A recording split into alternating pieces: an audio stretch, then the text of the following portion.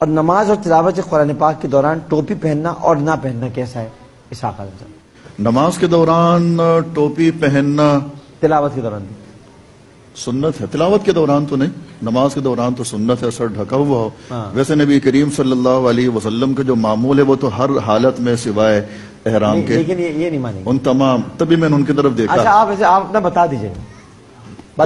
ویسے سنت معمول یہ ہے کہ سر حضور کا ہر وقت ڈھکا رہتا تھا، نماز کی حالت میں بھی اور نماز کے علاوہ کی حالت میں بھی، تو لہٰذا ذکر و اذکار میں، نماز میں، تلاوت قرآن کے دوران بہتر یہی ہے کہ سر ڈھکا ہوا آداب۔ سچ یہ ہے کہ ذخیرہ حدیث میں ایک روایت بھی ایسی موجود نہیں ہے جس نے نماز کا ذکر کیا ہو اور اس میں رسول اکرم صلی اللہ علیہ وسلم کے سر ڈھانپنے کا ذکر ہو۔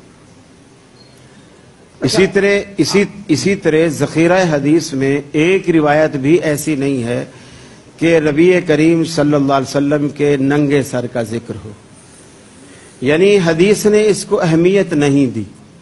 اور بخاری شریف میں جو رسول اللہ صلی اللہ علیہ وسلم کا فرمان ہے کہ اگر اللہ تم پر وسعت کرے تو تم 2 کپڑوں میں نماز پڑھو، اور اللہ تم پر تنگی کرے تو 1 کپڑے میں نماز پڑھو۔ وسعت میں بھی اللہ کے حبیب نے 2 کپڑوں کا ذکر کیا، تیسرے کا ذکر نہیں کیا۔ دین فطرت کے تقاضے بھی داخل ہوں، میں آپ کی بات سے اتفاق کرتے ہوئے کہتا ہوں، ہو سکتا ہے کوئی جنگل میں کہیں ادھر ادھر اس کو نماز پڑھنی ہے، اس وقت ٹوپی میسر نہ آئے تو ضروری نہیں بنایا کہ اس وجہ سے وہ سر نہ ڈھکے اپنا، ہے نا، اسی لیے حدیث میں نہیں آیا۔ جنگل میں تو بہت کچھ میسر نہیں آ سکتا۔ اب جیسے زینت عموماً لوگ پیش کرتے ہیں ٹوپی کے لیے بھی کہ خذو زینتکم عند کل مسجد، کہ جب بھی میں زینت کی چیزیں اپنا لوں، تو زینت میں سمجھتا ہوں ٹوپی سے زیادہ زلفیں ہیں۔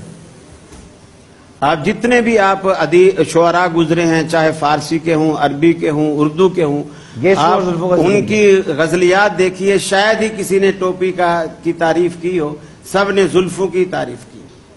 اچھا عالم و نیر میں ٹوپی پہننا کیسا ہے؟ پوچھا جو ان سے چاند، ڈاکٹر صاحب پوچھا جو ان سے چاند نکلتا ہے کس طرح، زلفوں کو رخ پہ ڈال کر جھٹکا دیا کہ یوں۔ عورتوں کی زلفیں ہوتی ہیں، عورتوں کو ہم ہوئے تم ہوئے کہ میر ہوئے، سبھی ان کی زلفوں کے اسیر ہوئے۔